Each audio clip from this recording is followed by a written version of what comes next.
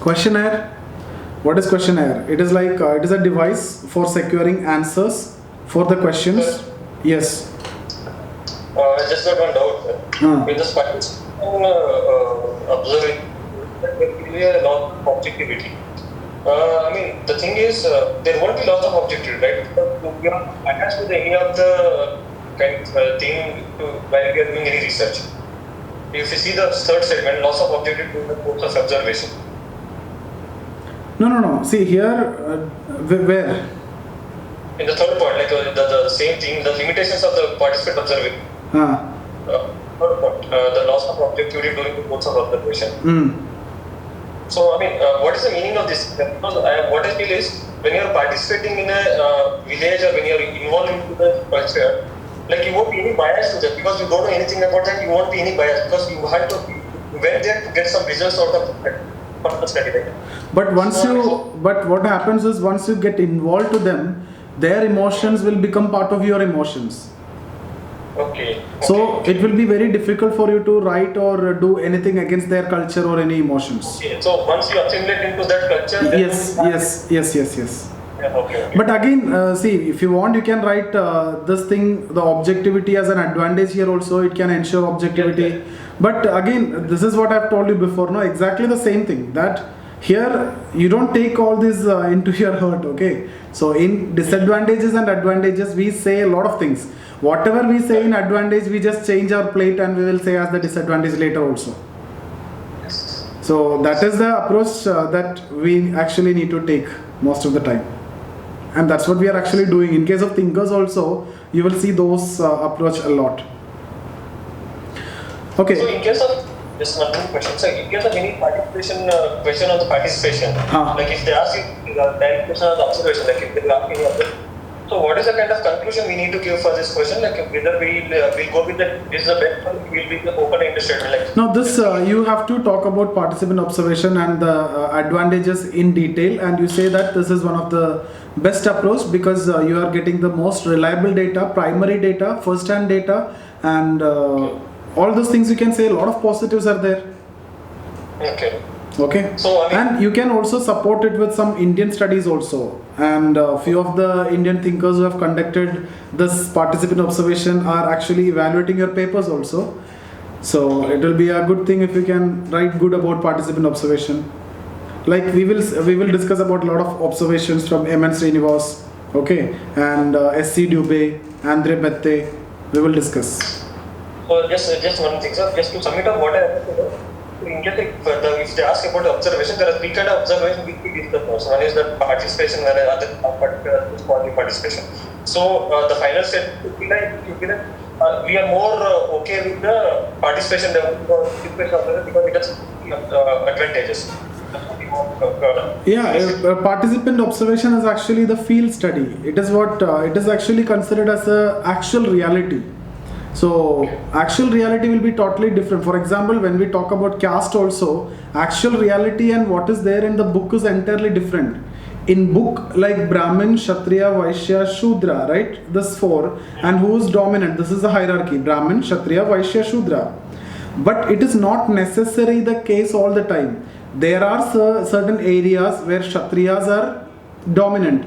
That is what M. N. Srinivas proposed as a concept of dominant caste. We will discuss that. But dominant caste concept is actually totally against the idea of caste, right? So what is written in book and what is actually practiced is entirely different. So this field study will come up with an actual understanding. What is the reality? Okay. So in that context, field study is considered as good. So if you see post-independence India for the developmental planning and everything, we preferred a structural functional analysis and we preferred a field study rather than bookish understanding and bookish view. Okay, so questionnaire means it is very simple only. It is the respondents will fill. Okay, you will send a paper with a lot of questions and the respondent will fill himself. So that is what questionnaire. It is a device for securing answers for questions by using a form which the respondent fills by himself. Now, how to make it useful for quantitative approach? You can just ask questions based on yes, no.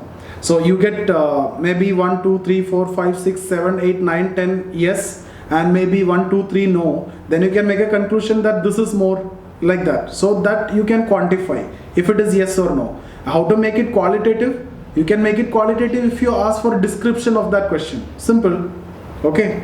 So it is a systematic compilation of questions that are submitted to a sample of population from which information is desired. So you will give it to people, or you actually go for a sample. It is impossible for you to go for entire population. So you collect a sample, you will give questions to them, and you will ask them to fill the answer. That's what questionnaire. The purpose is what? It is to collect information from the respondents who are scattered in a vast area and to achieve success in a reliable and dependable way. So you can try to collect maximum possible information if it is questionnaire, right, from different areas. So where participant observation may not work. But there are obvious problems are there. Somebody is asking me questions, I will not necessarily tell exact answers, right? So there were issues, right?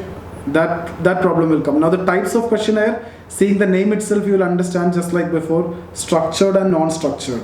Okay, so what do you mean by structured? It contains definite, concrete and direct questions, whereas non-structured may consist of partially completed questions or statements like that. Closed and open question.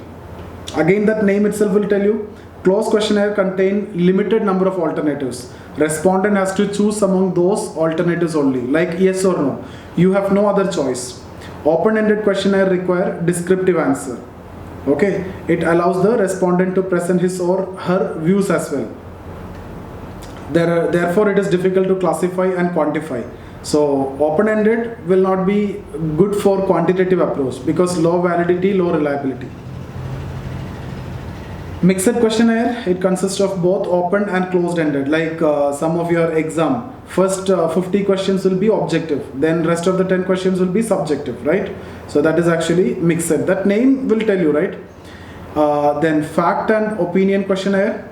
Fact means purpose is to collect the factual information. Opinion, get opinion and attitude of the respondent.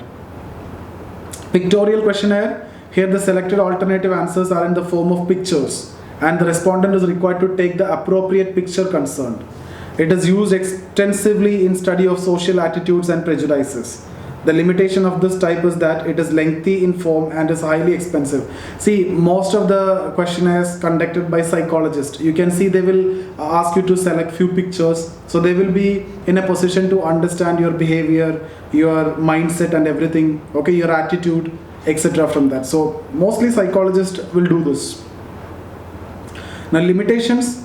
Limitation, firstly, the leading questions. Okay, one of the major deficiency of questionnaire is that researcher often ask leading questions which may prompt the respondent to answer the question in a way that researcher decides.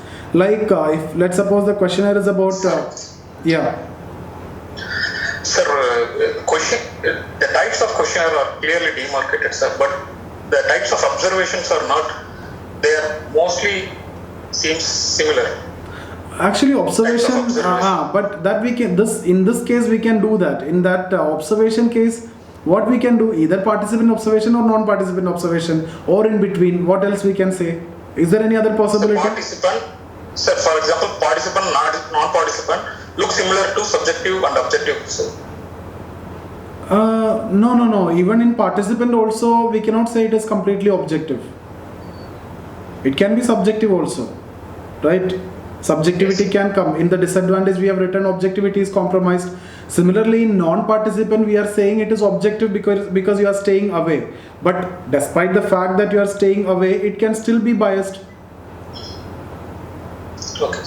So ultimately the demarcation is not that clear because why? These are the possibility. But I have told you already the levels of observation: complete observer, observer as a participant like that, and non-participant. That classification we have discussed in the beginning. Yes. Yeah. Okay.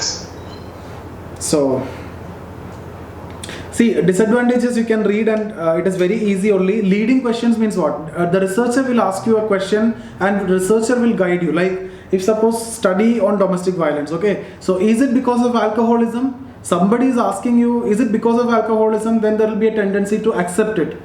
See, before you are the researcher, this person A is the researcher and asking question to A. So directly if asking, rather than researcher will ask, what is the reason for domestic violence? Okay, then A will reply from many choices. From A's side will answer.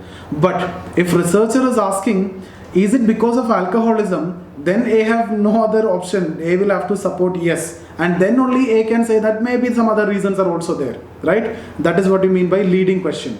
So if researcher want this, researcher can, that is a problem with, in fact this problem was there with interview also, focus group discussion also, everywhere this leading question is a problem. Then what do you mean by the social desirability bias? The people who are answering the question, they will answer in such a way that what is actually desirable according to the social norms, not his own answer. Do you want me to read this? I hope you understood. Social desirability bias means it's simply somebody is asking you a question. What you will do is, rather than what is there in your mind, you will tell that what according to society, what is the norms of society. What is there in your mind may be different, but you will tell in a perspective of society only. Okay, that is what is desirable. That is what you are going to answer. Non-response